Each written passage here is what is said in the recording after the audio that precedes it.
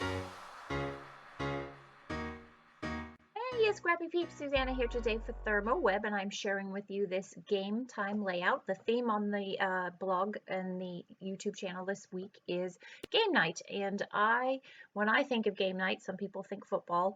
I had a long discussion with my husband and my daughter about this, but I think of board games. I am not American originally, and so football is not what comes to mind for me. So this is what I thought of for game night.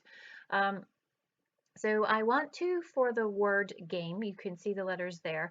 I want to make what appears to be like a board game with kind of like I think of Chutes and Ladders, which is a simple board game, right, with the colored squares. And so I'm going to use the flock to do that, and I'm going to do it in a sort of a mosaic-y kind of way. So those pink letters that you see there are my templates, and I'm going to cut all 4 letters out from Green Envy, Ruby Red, Blue Diamond, and Sunshine Yellow of the Flock transfer sheets. And I'm hand cutting all of this. And then I'm going to, you'll see, do that from all 4 letters. Cut that out and you'll see what's coming next.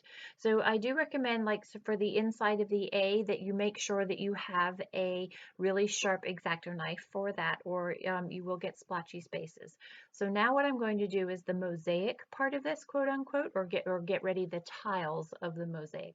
So I'm going to line all 4 letters up and hold them really tight because I do shift, and then I'm going to cut out my tiles. But because I want space between each of the tiles, you can see the little teeny tiny bits that are flying around my workspace there. And then I have to reconstruct those tiles so that when I go to put it together, unlike by the time I got down to the E, I remember where everything goes. And then what I'm going to do is intersperse those different color lettered tiles to create my game board per se in the title there. So just finishing up the letter G, trying to make it interesting so that there are some things that are going in slightly different directions. And I will tell you, as tight as I'm trying to hold it, they do shift. And so there are going to be some bigger white spaces than others. So you can see that I've got my pink. Those are my templates, but the white is where I'm going to actually build it. So I'm going to show you what I'm going to do here with the green. So I have the green, I have easy cut adhesive behind. I didn't do that on the other 3 because I had actually had the easy cut left over from something else that I had worked on.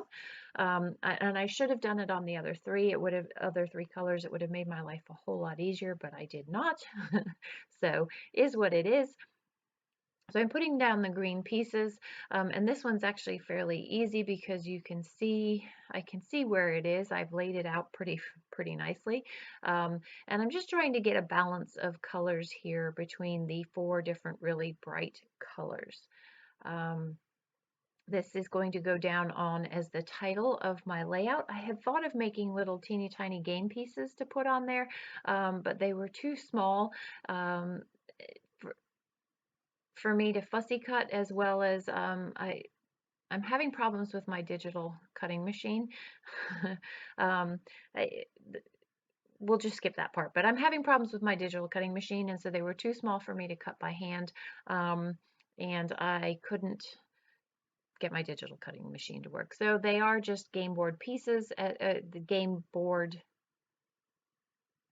boards per se, and then also going to make the tokens. So this particular game, it's called Machi Koro. So there's the completed title, and now what I'm working on are the tokens. So this particular game, Machi Koro, as I was saying earlier, I'm sorry I cut myself off, has 1, 5, and 10 piece tokens. Each one is a different color, and so I also am going to do that out of a different color. So the bronze, because I don't have Maker Forte in bronze, it's in gold and silver. The bronze is going to be tone on tone, and then the silver, I'm using silver foil on the Moonlit Lake Maker Forte just to provide a little bit of contrast, and you can see that better in the close-ups. And then for the gold 10 piece, and I did not write the monetary amount on there, but you see the three different values of the coins. So for the gold, I have gold foil on top of Sunrise Lake Maker Forte foil.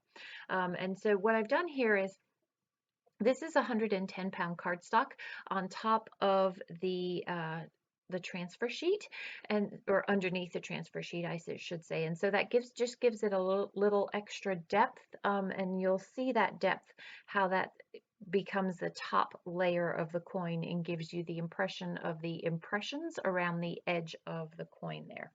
So I have dies that I'm using, and that's going to leave the imprint of the impression and then cut out the top circle with the imprint in it. So it's the inner circle and the outer circle to create the ring that I will then fussy cut the circle from the Maker Fortes, or for the bronze, just plain bronze, behind it. And then I'm going to layer those up so that you have the dimensions of the tokens. I am using my Ultra Bond there to stick that down, and then I'm going to fussy cut directly around that, as I mentioned earlier. Some of them I'm going to cut directly on the very border so that it's flush with the edge, and then the others I'm going to do a little bit of a wavy cut on, use the Turner Sticky Back. So I like the way that this created the look of the tokens that are found in the game. So I've shown you how I've made each of the three different variations. I have used the bronze on bronze for, I guess, what would be the one piece. And then I have used the silver on the mirror lake, no, moonlit lake, I'm sorry, Maker Forte for the 5-piece, 5-cent, we'll just call it cent, 5-cent piece token. And then for the gold, which I'm working with there, you can see that is the Sunrise Lake Maker Forte gold, and I'm just going to trim that. And that one I actually am doing directly behind. It's only the bronze where I had more of a wavy border, just to give it a little bit of variation and variety there. So those are my tokens. Now I'm going to finish putting together the layout using the embellishments that I just made. So on the top right hand corner, you can see one of the cards from the actual game.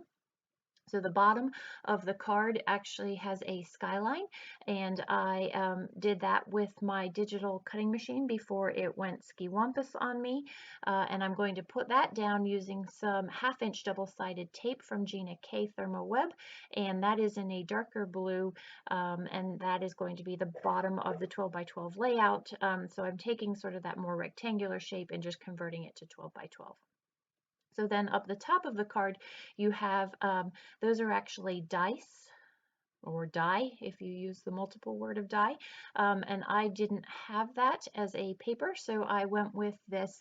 It almost looks like snowflakes, the polka dots, the random polkas, because it gives you the illusion of the spots on the dice, and then it has a bit of a shadow underneath, and so I am just using a slightly darker blue to give you that shadow effect, and I just literally hand cut all of that.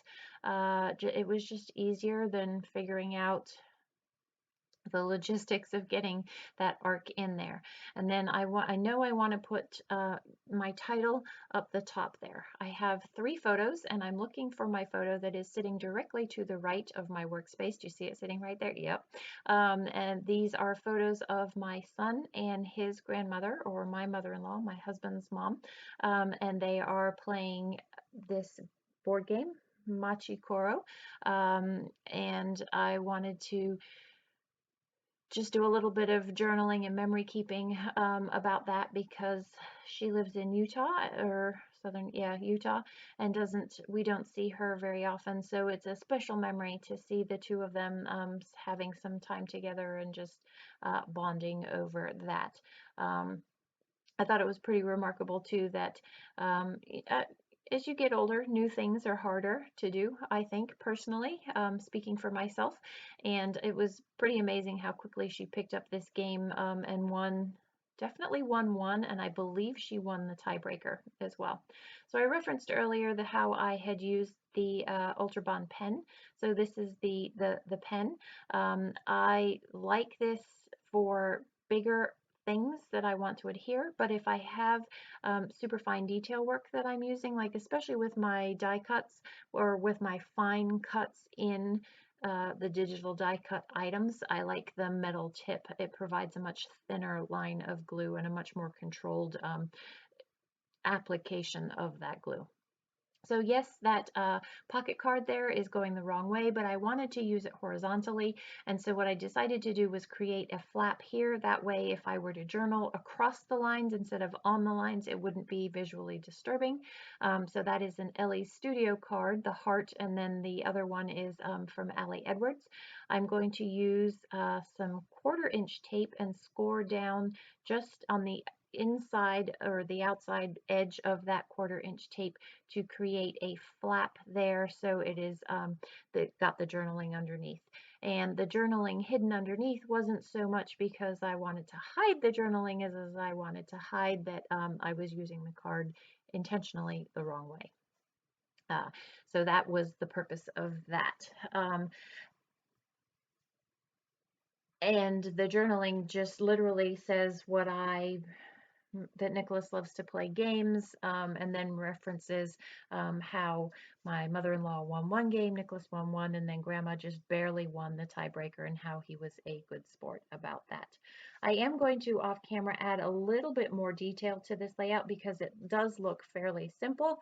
I found some die from Simple Stories that I'll put on that heart there, as well as some labels down the bottom. And again, it just adds a little bit more of the color that is in the flock up the top to the bottom of the layout. These are from Evalicious, and that just finishes off the title for Game Time. So again, this week is game night over at ThermOWeb. So if you want to see some other cool game interpretations, be sure to stop by the blog. Enjoy the close-ups, and if you have any questions, please don't hesitate to leave them in the box down below. Thanks for stopping in today. Come back again soon. Take care.